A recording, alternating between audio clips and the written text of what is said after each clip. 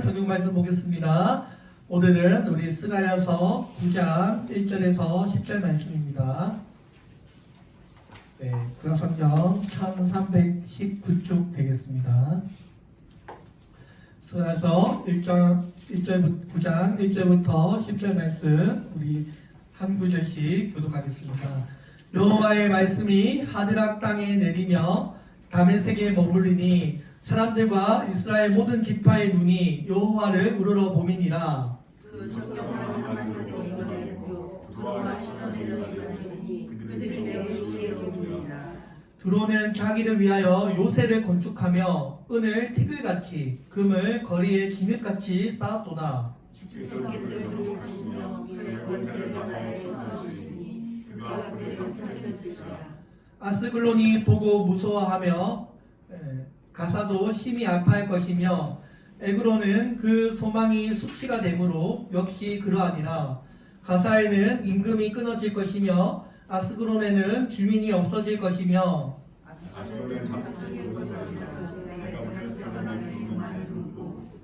그의 입에서 그의 피를 그의 입 사이에서 그 가장한 것을 제거하리니 그들도 남아서 우리 하나님께로 돌아와서 유다의 한 지도자 같이 되겠고 에그론은 여부스 사람 같이 되리라. 내가 내 집을 둘러치는 천성 적군마다 거기만 못하게 할 것이라. 허악한 자가 다시는 그 시험으로 지나가지 못하리니 이는 내가 눈으로 친구니라. 시온에 따라 크게 기뻐할지어다. 예루살렘에 따라 즐거이 부를지어다. 보라, 내 왕이 내게 임하시나니 그는 공의로우시며 구원을 베푸시며 겸손하여서 나귀를 타시나니 나귀의 작은 것 곧 나귀 새끼니라. 내가 에브라임의 경고와 예루살렘의 말을 듣겠고 전쟁하는 팔도 끊으리니 그가 이방 사람에게 화평을 전할 것이요 그의 통치는 바다에서 바다까지 이르고 유브라데 강에서 땅 끝까지 이르리라. 아멘. 기도하겠습니다. 하나님 감사합니다. 오늘 함께 하여 주시고 오늘 우리 함께 스가랴서 9장 말씀 함께 읽었습니다. 오늘 이 말씀 통하여 주님 우리에게 주시고자 하는 뜻을 깨닫게 하여 주시고 하나님 오늘 하나님 나라를 위하여 더욱더 소망을 품고 살아가는 우리 귀한 성도들 되게 도와주옵소서. 예수님의 이름으로 기도드립니다. 아멘. 오늘은 우리 스가랴서 9장 말씀 함께 읽었습니다. 사람들은 우리 인생에서 뭔가 소망을 품고 그것을 위해 추구하며 살아갑니다. 우리가 무엇을 추구하며 살아가는가 이 가치관에 따라서 우리의 인생이 달라집니다. 많은 사람들이 땅의 것을 생각하고 땅의 것을 인생의 가치관으로 삼으며 그것을 추구하며 살아가고 있습니다. 그러나 우리가 지난주에 우리가 하늘에 속한 사람이라고 우리가 함께 말씀 나누었는데요. 우리가 이 땅을 향해 살아가지만 우리는 여전히 하늘의 소망을 품고 살아가는 그런 하나님의 사람들임을 우리가 기억해야 합니다. 우리가 하나님의 백성이라고 하는 것은 하늘의 소망을 품고 이 땅에서의 삶을 우리가 나그네 된 삶을 우리가 살아가는 것입니다. 그래서 지난주에 바울이 뭐라고 했나요? 하늘에 속한 하늘의 시민권자라고 하지 않습니까? 그 당시에 바울은 로마 제국의 시민권을 가진 자인데요. 그는 로마 시민권은 아무 의미가 없고 자기는 하늘에 속해 있는 하늘의 시민권자임을 자랑하고 자랑스러워했다는 것입니다. 오늘 마찬가지로 예수 그리스도를 믿는 우리 하나님의 백성들은 대한민국 백성이지만 동시에 뭐예요? 하나님 나라의 백성, 천국의 백성이라는 하늘의 가치관을 두고 살아가시기를 바랍니다. 우리에게는 돈보다 더 중요한 것이 있습니다. 영혼 구원하고 제자 삼고 또 뭐예요? 교회를 위해서 헌신하는 이런 하나님의 믿음을 우리가 더욱 귀하게 여기고 교회가 잘되고 교회가 행복한 교회 생활하는 것을 그 무엇보다도 기뻐하는 삶을 우리가 살아간다는 것입니다. 오늘 이 스가랴 말씀 함께 보았는데요. 오늘 우리가 이 세상이 주는 그런 일시적인 만족에 우리의 마음을 뺏기지 말고 우리가 하늘의 것들을 추구하고 우리 인생 가운데 더 좋은 것들이 더 중요한 것들이 있다는 것을 꼭 기억하시고 후회 없는 인생을 사시기를 바랍니다. 우리가 이 땅에서 아무리 멋지고 인기 있고 성공한 인생 살았다고 할지라도 예수님이 빠져 있다면, 예수님이 없는 인생은 결국 허망한 것이라는 것입니다. 오늘 우리 스가랴서 9장 말씀 함께 읽었는데요. 이 스가랴서에 보면 이 당시에 바벨론이 그 팔레스타인 그 지역을 공격해서 여러 나라를 점령하고 예루살렘이 멸망을 하게 되었습니다. 예루살렘이 멸망하면 우리 마음이 참 슬프지 않습니까? 하나님의 그 성전이 있는 곳이 멸망을 당했으니 얼마나 애통하고 비참합니까? 자, 그런데 이 예루살렘의 멸망을 보고 호황을 누린 나라들이 있습니다. 주로 유다 북쪽과 서쪽의 해안의 나라들은 예루살렘이 멸망하자 오히려 경제적으로 호황을 누리게 되었습니다. 오늘 우리 본문의 9장 1절 말씀을 보면 여호와의 말씀이 하드락 땅에 내리며 다메섹에 머물리니 사람들과 이스라엘의 모든 지파의 눈이 여호와를 우러러봄이라 라고 했습니다. 여기 보면 이 하드락 땅이 등장하는데요. 성경에서 오직 유일하게 이 스가랴서 9장에서 딱 한 번 등장하는 땅입니다. 하드락 땅. 여기가 어디인지 우리가 분명히 알 수는 없지만 이 예루살렘 근처에 있던 아마 시리아 땅에 있는 그 주변의 그 땅이었을 거라고 그 성경의 학자들이 이야기하고 있습니다. 이 하드락 땅은 원래 바벨론의 침략을 받아서 완전히 그 멸망을 당한 땅이었는데요.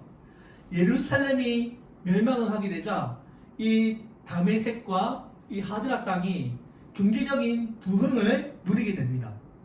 왜 우리나라도 남북 전쟁이 나지 않습니까? 그때 일본이 그 군수 산업으로 호황을 누린 적이 있습니다. 그 전쟁의 물자를 팔아서 나라가 재건되는 그 기반을 누렸는데요.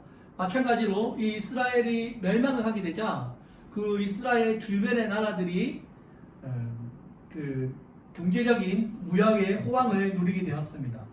이렇게 예루살렘의 멸망이 이전까지만 해도 전혀 주목을 받지 못했던 그 약소국들이 부흥을 가져오게 되었습니다. 원래 이 예루살렘이 위치하고 있는 이 팔레스타인의 이 지역이 지정학적으로 아주 중요한 위치였습니다. 하나님께 불순종하여 이스라엘이 멸망을 하고 유다 백성들이 바벨론의 포로가 되어 70년 동안이나 포로 생활하고 있을 때 세계 경제의 패권이 페르시아로 옮겨가게 되고 이 이스라엘 주변의 다른 나라들이 경제적인 호황을 누리게 되었던 것입니다. 이 이스라엘 주변국이 새로운 항구 도시로 발전하기 시작하면서 여러 가지 발전을 이루게 되는데 그 대표적인 나라가 오늘 하드락 땅과 이 다메섹 같은 나라였다는 것입니다. 이스라엘의 오래 원수 지역인 이 블레셋 이 5 국가들이 오늘 우리가 읽은 아스글론, 가사, 에글론, 두로와 시론 이 모든 이 이스라엘의 적대국들이 예루살렘이 멸망하자 불을 축적하기 시작했던 것입니다. 오늘 이 상황에서 스가랴 선지자가 이 도시들을 향하여 하나님의 말씀을 전하고 있는 것입니다. 하나님의 말씀이 하드락 땅에 내리며 다메섹에 머물리니 사람들과 이스라엘 모든 지파의 눈이 여호와를 우러러보미니라. 세상의 모든 사람들이 하나님을 향하고 있다는 것입니다. 이 나라가 흥하는 것 같지만 하나님께서 이들을 지켜보고 있다는 것을 이 스가랴서가 말씀하고 있습니다. 계속해서 2절, 3절 말씀해 보겠습니다. 그 적정한 하마에도 임하겠고 두루와 시론에도 임하리니 그들이 매우 지혜로움이라. 두로는 자기를 위하여 요새를 건축하며 은을 티끌같이 금을 거리에 진흙같이 쌓았도다. 오늘 이 본문에 등장하는 이 5 국가들, 이 모든 나라들이 예루살렘이 멸망하자 여러 가지 부를 축적하게 되었습니다. 어떻게 했나요? 은을 티끌같이 금을 진흙같이 쌓았도다. 나라가 두로라는 이 나라는 아주 강력한 도시국가였습니다. 하맛 역시 예루살렘이 멸망된 뒤로 잘된 도시였습니다. 두루와 시돈 모두가 다 은을 티끌같이 금을 기능같이 쓸어 담을 정도로 번창하게 되었다는 것입니다. 사랑하는 성도 여러분, 아이러니하지 않습니까? 아니, 하나님 나라가 멸망을 했는데 어떻게 주변의 그 악한 나라들이 잘 될 수 있단 말입니까? 이 나라들은 예루살렘 못지않게 악을 행하고 불신자의 나라인데 어떻게 이들이 이런 경제적인 호황을 누릴 수 있단 말입니까? 우리가 성경을 읽으면서 이런 분통함이 생길 때가 있습니다. 오늘 이 스가랴 선지자가 여기에 대해서 하나님께서 반드시 하나님의 정의가 세워질 것이라고 말씀하고 있는 것입니다. 오늘 스가랴 선지자가 어떻게 말씀을 전합니까? 주께서 그를 정복하시며 그의 권세를 바다에 쳐 넣으시리니 그가 불에 삼켜지지니라. 호황되는 것 같이 보여도 너희가 예루살렘의 멸망 때문에 나라의 불을 축적하고 하나님 없이 사는 삶이 잘 되는 것 같이 보여도 하나님께서 반드시 하나님의 눈동자가 살아있고 하나님께서 반드시 정의를 바로 세우실 것이고 너희들의 그 세상적인 영광, 세상적인 호황 오래가지 않을 것임을 말씀했던 것입니다. 사랑하는 성도 여러분, 하나님의 말씀은 그대로 성취가 되었습니다. 그렇게 호황을 누리며 번창했던 이 이스라엘의 이 적대국들, 이 나라들이 갑자기 알렉산더라고 하는 이 대왕이 등장하면서 이 모든 나라들을 다 박살내 버립니다. 이 알렉산더는 한순간에 두로를 점령해 버립니다. 이 두로는 해안 도시에 세워진 나라였는데요. 적들이 침략하지 못하도록 성 가운데서 성을 쌓고 못 들어오게 이렇게 철저하게 방어를 했었는데요. 그때 이 알렉산더라는 대왕이 그 바다에서 간척 사업을 해서 길을 이어가지고 기상군들을 투입해가지고 그 두로성마저도 완전히 파괴를 해버렸습니다. 불과 5개월 만에 이루어진 일이었습니다. 오늘 4절에서 주께서 그들의 권세를 바다에 쳐 넣으셨다고 기록하고 있는데요. 그만큼 이 알렉산더라고 하는 대왕이 철저하게 하나님의 심판을 대행해서 이들을 처형하고 두로의 그 노예들을 노예로 삼아서 팔아치웠다고 기록하고 있습니다. 오늘 우리가 이 성경에 등장하는 이 나라들이 잠깐의 호황을 누렸지만 결국은 우리가 다시는 찾아볼 수 없을 정도로 영영 역사의 무대에서 사라져 버렸다는 것입니다. 오늘 이 스가랴서의 말씀은 우리들에게 하나님의 백성들이 죄를 지어 잠깐 고난받는 동안에 세상이 잘 되는 것 같이 보여도 그것이 영원하지 않다는 것을 우리에게 말씀하고 있습니다. 페르시아 제국이 패권을 잡고 있는 동안에 예루살렘의 주변 국가들이 잠깐 번창했지만 그 대제국도 100년을 가지 못하고 멸망을 당하고 되고 하맛이라는 이 나라도 영원히 멸망을 당하게 되었다는 것입니다. 우리가 성경에 보면 성경에 많은 제국들이 등장하는데요. 이 팔레스타인에 있었던 대제국들 아수르, 바벨론, 페르시아, 헬라 그리고 로마 제국 이 모든 이 제국들이 전부가 다 뭐예요? 약소국들을 침략하고 노예 삼고 그렇지 않습니까? 전부 다 빼앗고 착취해서 쌓아 올린 그 제국의 영광이 영원할 것 같이 보여도 결국은 하나님의 심판을 받아 그들이 패망의 길로 사라졌다는 것을 성경이 기록하고 있고 역사가 증명하고 있습니다. 우리 인간이 만들어낸 이 나라라는 것에는 언제나 한계가 있고요. 끝까지 영원히 승승장구하는 나라는 없다라는 것입니다.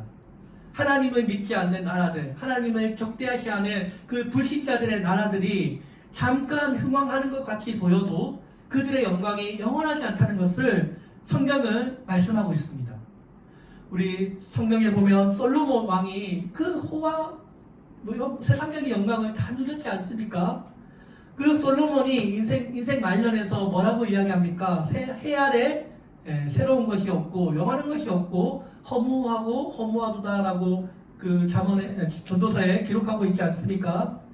우리의 눈에 보이는 이 세상의 영광, 나라의 그 제국의 대영광도 우리가 영원할 것 같이 보여도 하나님을 대적시하는 그런 문화와 그런 가치관은 영원하지 않다는 것을 우리가 스가랴서를 통해서 배우게 됩니다. 오늘 계속해서 5절, 7절 말씀 우리 함께 읽겠습니다. 시작.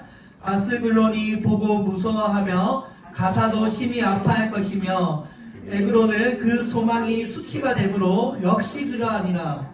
가사에는 임금이 끊어질 것이며 아스글론에는 주민이 없을 것이며 아스돗에는 잡족이 거주하리라. 내가 블레셋 사람의 교만을 끊고 그의 입에서 그의 피를 그의 입 사이에서 그 가장한 것을 제거하리니 그들도 남아서 우리 하나님께로 돌아와서 유다의 한 지도자 같이 되겠고 에그론은 여부스 사람 같이 되리라. 아멘. 여기 5절, 6절, 7절에 등장하는 아스글론, 아스도 전부가 다 뭐예요? 예루살렘의 적대국이었던 그 블레셋의 다섯 도시국가들입니다. 이들이 어떻게 된다고 말씀하고 있습니까? 그 영광스러운 두로라고 하는 나라가 멸망되는 것을 보고 그들도 두려워 떨었다라는 것입니다. 자, 그런데 여기서 아주 재밌는 일이 일어납니다. 이 블레셋 사람들이 시돈과 이 두로와 시돈이라는 이 나라가 멸망하는 것을 보고 야, 세상의 이 건세가 영원하지 않구나. 이게 정말 허무한 것이구나 라를 깨달은 것 같습니다. 그래서 그들이 어떻게 합니까? 그들이 그 자존심을 버리고 우리가 여부스 사람처럼 하나님의 백성이 되어야겠다고 하면서 이들이 하나님의 이스라엘 민족으로 편입되는 일을 결심하게 되는 것입니다. 이 당시에 이 블레셋의 다섯 국가들은 아주 자존심이 강한 나라였습니다. 이 다섯 국가들은 오늘날 민주주의 이 정치의 꽃을 피웠고 여러 가지 단결력이 뛰어난 나라였습니다. 이 블레셋 백성들이 이 두로와 하맛이라는 나라가 멸망을 하는 것을 보고 그들이 교만을 버리고 이제 우리가 살아남는 길에는 오직 하나, 우리가 여부스 사람들처럼 돼서 이스라엘 백성들이 되어야겠다고 생각하기 시작했던 것입니다. 구약에서 이 여부스 족속은 원래 가나안의 민족들이었는데요. 그들이 끝까지 쫓겨나지 않고 버티다가 나중에 하나님의 백성으로 편입된 그 민족을 이야기하는 것입니다. 아스글론과 가사와 이 블레셋 사람들이 끝까지 자신들의 그 자존심을 고집했다면 두로와 시돈처럼 망해버릴 것 같으니 우리는 그냥 잡족이 되어도 좋다. 나는 여부스 사람처럼 되어도 좋으니 이스라엘 나라에서 나무 패고 물 깃는 그런 노예가 되어도 좋으니 하나님의 백성으로 편입되기로 결심했던 것입니다. 이 블레셋 사람들이 그동안의 그 가증스러운 우상 숭배의 문화를 버리고 하나님께 돌아와 유다의 지도자가 될 것이고 여기 에그론도 여부스 사람들의 모델을 따라서 하나님의 은혜 안으로 하나님의 품 안으로 들어오게 될 것을 말씀하고 있는 것입니다. 오늘 하나님께서 이 이스라엘 민족의 죄악을 징계하시고 구원의 길을 이끄시는 하나님이실 뿐만 아니라 하나님을 믿는 자들에게는 모든 민족에게 은혜를 베푸시는 여호와 하나님이심을 말씀하고 있습니다. 오늘 8절 말씀에 보면 내가 내 집을 둘러 진을 쳐서 적군을 막아 거기에 왕래하지 못하게 할 것이라. 포악한 자는 다시는 그 지경으로 지나가지 못하리니 이는 내가 눈으로 친히 봄이니라. 하나님께서 하나님의 진을 치시고 하나님의 눈이 하나님의 집을 향하고 있다고 말씀하는 것입니다.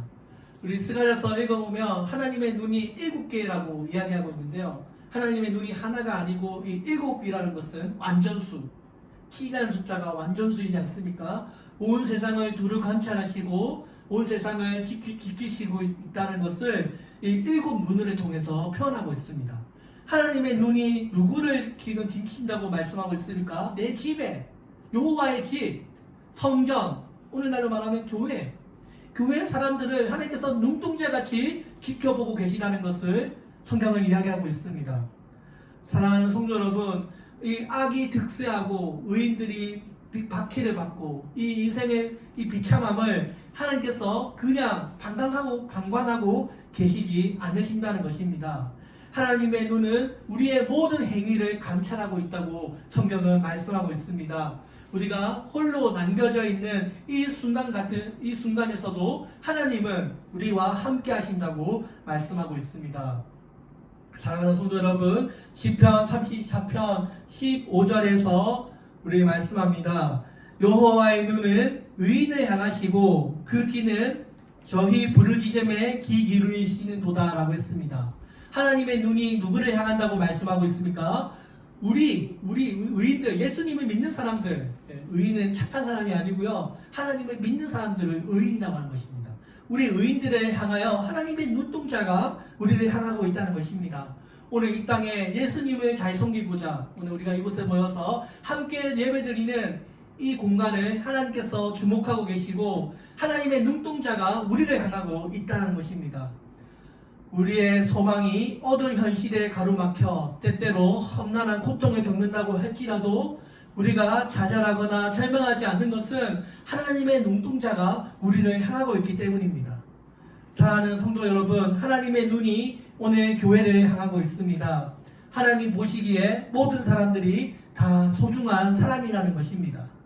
오늘 역사의 주인이신 하나님께서 오늘 사랑하는 백성들을 향해 위대한 승리를 이끌어 주실 것이고 그 어떠한 적들도 교회를 박해하지 못하도록 내가 지켜주겠다라고 약속하고 있습니다. 오늘 9절 말씀에 하나님께서 아주 우리에게 앞으로 구원을 베푸실 왕이 올 것임을 말씀하고 있습니다. 우리 9절에 보면 시온에 따라 크게 기뻐할지어다 예루살렘에 따라 즐거이 부를지어다 보라 내 왕이 내게 임하시나니 그는 공의로우시며 구원을 베푸시며 겸손하여서 나귀를 타시나니 나귀의 작은 것 곧 나귀 새끼니라. 이 스가랴서의 아주 유명한 메시아 예언인데요. 하나님께서 하나님의 집을 지켜주실 것이고 앞으로 장차 메시아가 공의로운 메시아가 올 것임을 예언하고 있습니다. 예수님이 태어나기 수천 년 전에 이미 스가랴 선지자가 예수님을 희미한 빛으로 보았던 것입니다. 우리는 이분이 누구인지 압니다. 그죠? 누구를 말씀하고 있습니까? 예수님이시죠? 예수님을 말씀하고 있습니다. 어떻게 알 수 있나요? 우리가 좀 이따 말씀드리겠습니다. 예수님을 말씀하고 있습니다. 오늘 이 스가랴서에 나타난 이 예루살렘의 왕은 뭘 타고 오신다고요? 나귀를 타고 오신다고 말씀하고 있는데요. 예수님께서 예루살렘 성전에 입성하실 때 나귀를 타셨죠. 예수님이 이 스가랴서의 예언을 그대로 성취하신 것입니다. 오늘 이 예루살렘 왕은 어떤 왕입니까? 나귀를 탈 정도로 겸손한 왕이라는 것입니다. 오늘 이 알렉산더와 이 여러 세상의 제국들 그리고 나귀를 타시는 예수님, 오늘 이 두 왕을, 두 나라를 성경이 이야기하고 있습니다. 한 나라는 제국주의고요, 한 나라는 하나님의 나라입니다. 오늘 예수님께서 우리에게 말씀하시는, 성경에 말씀하는 나라는 어떤 나라입니까? 하나님이 통치하시는 정의롭고 공평한, 모두가 다 행복할 수 있는 그런 나라를 예수님께서 말씀하고 있습니다. 오늘 제목이 제국주의와 하나님의 나라인데요. 제국주의, 영어로 imperialism이라고 하는데요. 이 제국주의는 우리가 알고 있듯이 특정한 강대국이 다른 나라와 지역들을 군사적으로, 정치적으로, 경제적으로 지배하는 그런 사상을 이야기하고 있습니다. 이 제국주의의 핵심이 무엇입니까? 다른 나라를 노예로 삼아서 자신들의 경제적 이익을 추구하는 그런 방편으로 삼는 것을 우리가 제국주의라고 합니다. 제국주의. 모든 나라가 전부가 다 뭐예요? 제국주의적으로 나라가 발전했고 제국주의를 통해서 나라가 세워졌습니다. 여기 이 그림에 보시면 여기 보면 빨간 외투를 입은 영국인이 있고요. 또 줄무늬 바지를 입은 사람은 미국인을 이야기하고 있습니다. 여기 영국인의 바구니 안에는 중국인, 인도, 이집트, 수단 사람들이 그 안에 들어가 있고요. 이 미국인의 바구니 안에는 필리핀, 푸에르토리코, 쿠바, 시모아, 하와이 사람들이 다 들어가 있습니다. 제국주의에 대해서 지금 이야기하고 있는 것입니다. 강대국이 자신의 생산국을 팔아서 이런 외국인들의 노동력을 공급받아서 자신들의 부를 축적하여 제국주의를 만들어내고 있다는 것입니다. 또 다른 그림, 여기 이 독일의 한 화가가 그린 식민지를 지배하는 방식이라는 그림인데요. 이 그림에서도 영국의 상인과 군인들이 여기 각자의 역할을 통해서 아프리카인, 가운데 있는 사람은 아프리카인입니다. 아프리카인을 쥐어짜서 돈을 만들어내는 제국주의의 이야기를 지금 이야기하고 있습니다. 결국 이 제국주의의 그림이 무엇을 이야기하고 있습니까? 강대국이 약소국의 백성들을 빼앗고 노예를 착취하고 노예로 삼아서 자신들의 부를 축적한다는 것, 이게 우리가 알고 있는 제국주의의 핵심이지 않습니까? 오늘날에도 러시아가 우크라이나를 침략하고 나라를 빼앗으려고 그런 일들이 오늘날에도 일어나고 있지 않습니까? 오늘 이것이 평범한 우리 사람들이 가지고 있는 제국주의, 우리 전 세계에 일어나고 있는 일들인 것입니다. 그러나 하나님께서 꿈꾸시는 나라, 하나님의 나라는 제국주의가 아닙니다. 하나님께서 말씀하시는 나라는 어떤 나라입니까? 너희들의 그런 전쟁으로 평화가 이루어지지 않는다는 것을 성경은 말씀하고 있습니다. 하나님 나라는 완전히 역전이에요. 하나님 나라는 오히려 왕이 백성을 섬기는, 왕이 백성의 발을 닦는 이런 나라를 보여주고 있습니다. 제국주의가 아니죠. 제국주의는 백성을 쥐어짜서 그들의 노동력으로 부를 축적하고 자신의 배를 배불리하는 거라면, 하나님의 나라는, 예수님의 나라는 어떤 나라입니까? 왕이 백성의 발을 닦고 섬기는 그런 나라의 모형을 보여주고 있습니다. 사랑하는 성도 여러분, 우리가 흔히 제국주의에서 왕이라고 하면 수많은 군인들 속에서 화려한 백마를 타고 모든 사람들의 영광을 받으면서 성으로 입성하는 모습을 우리가 생각하지 않습니까? 영화에 보면 많은 왕들이 높은 말을 타고 사람들에게 환영을 받지만, 예수님께서 보여주신 하나님 나라는 정반대라는 것입니다. 예수님께서 이 세상에 태어나신다면 어떤 차를 타실까 한번 생각해 본 적이 있는데요. 우리가 흔히 요한복음 12장 14절에서 예수님은 어떤 말을 타셨어요? 나귀를 타셨어요. 이것도 하나님 나라에 대해서 보여주고 있습니다. 하나님 나라는 이렇게 겸손하고 겸손하신 그런 왕을 보여주고 있다는 것입니다. 나귀는 존귀한 동물이 아니죠. 생긴 것도 크기도 역할도 그렇게 훌륭하지 않습니다. 나귀의 새끼라면 더 훌륭하지 않고 위험도 없는데요. 왜 예수님께서는 이 볼품없는 나귀 새끼를 타고 오실까? 그것은 하나님의 나라가 사람들을 지배하는 지배자의 왕이 아니라 사람들을 섬기러 오는 평화의 왕이심을 보여주는 것입니다. 나귀 새끼를 타고 일성하심으로 예수님께서 정말 원하시고자 하는 나라, 예수님이 이 땅에 이루고자 하셨던 그 하나님의 나라는 평화의 나라야. 너희들이 지금까지는 제국주의로 노동력으로 착취하고 빼앗고 너희의 배를 배불리기 위해서 쌓아 올린 그런 나라였다면, 앞으로 내가 보여줄 나라는 왕이 백성을 섬기는 평화의 나라를 내가 이 땅에 이룰 거야 라는 것을 우리에게 나귀를 통해서 보여주고 있다는 것입니다. 자, 한 번쯤 예수님께서 이 땅에 오시면 어떤 차를 타실까 한번 생각해 본 적이 있는데요. 우리 미국의 대통령이 한국에 오면 리무진 타지 않습니까? 리무진에 타고 예수님께서 리무진에 타고 오시지 않을까 생각했는데요. 오늘 우리 이 스가랴서의 말씀대로라면 예수님께서 차를 타시면 아마도 오티코를 타실 것이다, 이렇게 생각을 합니다. 아멘? 왜냐면 나귀 새끼 타셨다고 하시니까 티코를 타지 않으셨을까 이렇게 생각한 적이 있습니다. 오늘 에베소서 2장 14절 15절에서 말씀합니다. 그는 우리의 화평이시니라. 둘로 하나를 만드사 원수된 것 곧 중간에 막힌 담을 자기 육체로 하시고 법조문으로 된 계명의 율법을 폐하셨으니 이는 이 둘도 자기 안에서 한 사람을 지어 화평하게 하시고 또 십자가로 이 둘을 한 몸으로 하나님과 화목하게 하려 하심이라. 하나님께서 이 땅에 오신 이유가 무엇이냐? 이 땅에 둘로 나누어져 있던 분열된 그 나라들을 통일하시고 하나님과 인간 사이의 분열과 단절을 다시 회복시켜 주시고 이 땅에 진정한 평화를 내가 이룰 거야. 내가 이 땅에 온 이유는 평화의 나라를 이루기 위해서 내가 이 땅에 왔다라는 것을 성경이 말씀하고 있습니다. 사도 바울이 하나님과 인간 사이에 그 막혔던 담을 다시 허시고 하나님과 우리가 하나 되었고 분절된 우리 모든 인간관계들을 다시 회복시켜 줄 것을 말씀하고 있습니다. 사랑하는 성도 여러분, 우리가 그동안 하나님과 단절된 개인의 삶을 살았지 않습니까? 우리들도 블레셋 이 사람들과 사실 크게 다를 바 없습니다. 우리가 하나님 믿지 않았다면 우리가 얼마나 교만합니까? 하나님 없이 내 힘으로 인생의 성공을 이루고자 발악하는 인생을 우리가 살았을 것 같은데요. 우리가 예수님의 이 피를 통해서 하나님의 가족이 되었고 마치 이 블레셋 사람들이 여부수 사람들처럼 이스라엘 민족으로 들어온 것처럼 우리들도 이 예수님이라고 하는 이 공통 분모를 통해서 하나님의 백성으로 편입된 것입니다.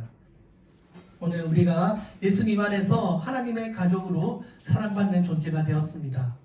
부모님의 유전이나 세상의 풍습이 아닌 하나님의 언약 안에 언약을 통하여 우리 하나님 앞에 백성이 되었습니다. 사랑하는 성도 여러분, 성경에 빌레몬서라는 책이 있는데요. 이 빌레몬서는 신약 성경에서 유다서와 함께 가장 짧은 바울의 편지입니다.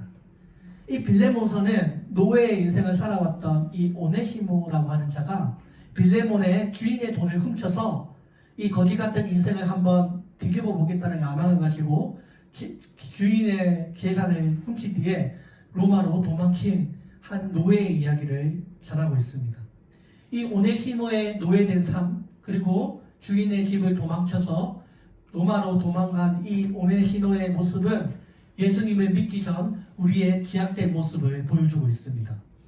로마로 도망친 이 오네시모는 우연히 사도 바울의 설교를 듣고 감명을 받아서 그는 진심으로 예수님을 만나게 되었고 하나님의 사랑을 깨닫게 됩니다.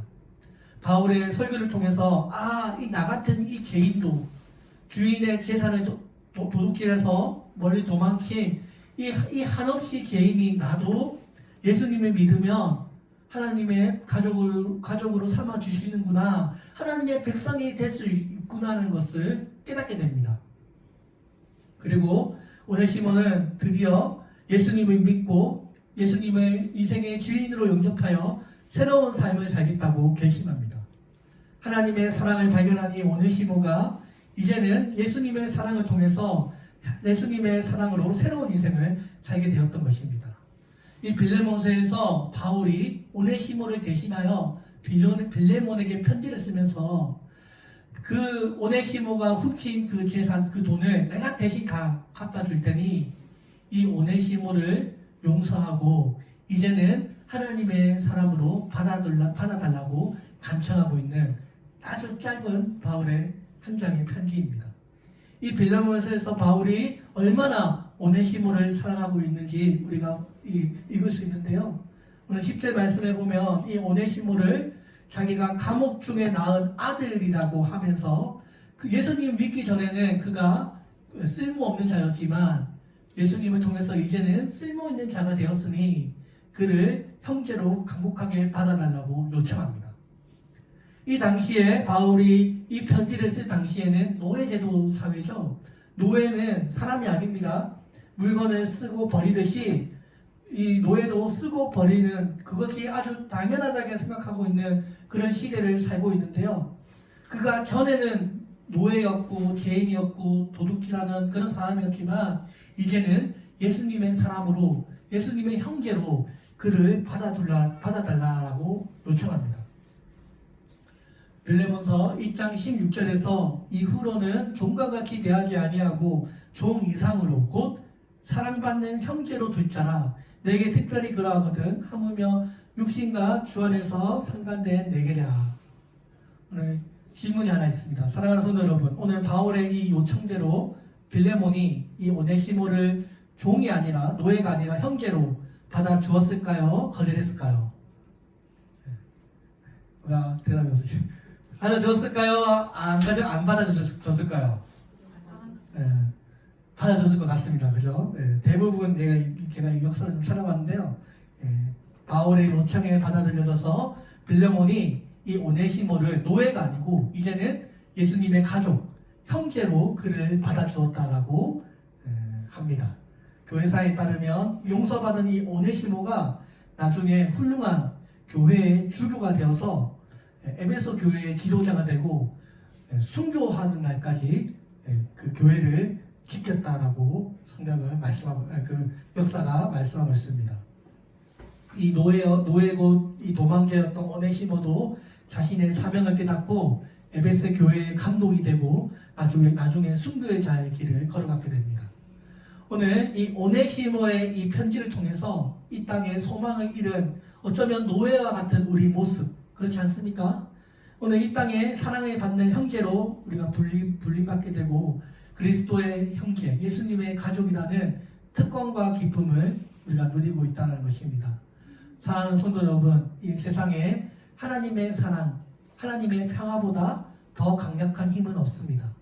그 옛날에 그 용맹함을 자랑했던 알렉산더 그 제국도 지금 어디가 있습니까? 역사 속에 사라져 흔적도 찾을 수 없게 되었습니다. 하지만 예수님이 가져온 하나님 나라, 이 땅의 교회는 여전히 존재하고 있습니다. 사랑하는 성도 여러분, 제국주의에서 백성은 노예이고 하나의 노동력으로 삼아서 나라가 운영되지만 하나님의 나라는 백성이 곧 가족이고 서로 협력하고 보완하며 사랑으로 움직이는 나라라는 것입니다. 오늘 예수님께서 새로 세우신 교회는 여전히 이 땅에서 하나님 나라의 사명을 감당하고 있고 하나님의 사랑과 평안을 이루고자 우리가 이곳에 살아가고 있습니다. 2000년 전에 예수님께서 이 땅에 오심으로 제국주의가 아니라 하나님 나라를 이 땅에 이루려고 왔습니다. 예수님께서 만약에 제국주의를 꿈꾸셨다면 천군천사들 군사력을 통해서 로마 제국을 뒤엎을 수도 있었지만 예수님은 그러한 전쟁과 무력의 방식이 아니라 총칼 없는 사랑의 방식으로 하나님 나라를 이루셨던 것입니다. 누구의 죄도 아니고 우리의 죄를 용서하기 위하여 조용히 십자가의 죄를 감당하셨던 것입니다. 오늘 10절 말씀을 우리 함께 보겠습니다. 함께 읽겠습니다. 시작. 내가 에브라임의 병거와 예루살렘의 말을 끊겠고 전쟁하는 활도 끊으니 그가 이방 사람에게 화평을 전할 것이요 그의 통치는 바다에서 바다까지 이르고 유브라데 강에서 땅끝까지 이르리라. 아멘. 예수님의 통치는 한마디로 평화의 통치라는 것입니다. 더 이상 전쟁하는 그런 전쟁을 준비하지 않고 모두가 다 무장해제되어 하나님 나라의 평안을 누리는 평화의 나라가 올 것임을 말씀하고 있습니다. 사랑하는 성도 여러분, 이런 나라에 살고 싶지 않습니까? 이런 나라에 살고 싶으시죠? 에브라임의 병거와 예루살렘의 말이 없다는 것은 더 이상 전쟁을 준비하는 그런 말과 할이 필요 없다는 것입니다. 예수님께서 이루시고자 하는 하나님의 나라는 평화와 겸손의 나라는 것입니다. 우리가 서로 갈등하고 다투었지만 이제 예수님의 메시아의 통치가 임하면 모두가 다 평화롭게 지낼 수 있다는 것을 말씀하고 있습니다. 예수님께서 왜 이 땅에 오셨습니까? 그가 이방 사람에게 화평을 정할 것이다. 평화를 정하기 위하여 이 땅에 오셨다는 것입니다. 오늘 사랑하는 성도 여러분, 하나님의 이 평화의 복된 소식이 이스라엘 나라에만 국한되지 않고요. 어디에서 어디까지요? 유브라데 강을 통해서 땅끝까지 전파될 것이라고 말씀하고 있습니다. 오늘 사랑하는 성도 여러분, 오늘 우리가 땅끝까지 하나님의 평안을 전하는 사명을 이어받은 자라는 것을 믿으시기를 바랍니다. 오늘 하나님의 사랑으로 서로를 용서하고 서로를 사랑하고 예수님의 평안을 전하시는 예수님의 사람들이 되시기를 바랍니다. 사랑하는 성도 여러분, 오늘 우리가 예수님을 믿음으로 오늘 우리가 이 땅에 다시 예수님이 오시는 것이 우리의 소망입니다. 하나님께서 이 나라를 세우셨고 다시 오실 때 하나님의 그 평화로운 나라를 완전히 이루시고 다스릴 것을 우리가 믿습니다. 오늘부터 하나님의 평화와 하나님의 사랑을 전하시는 성도님들이 되시기를 주의 이름으로 축원드립니다. 네, 기도하겠습니다. 살아계신 하나님 아버지 감사합니다. 오늘 이렇게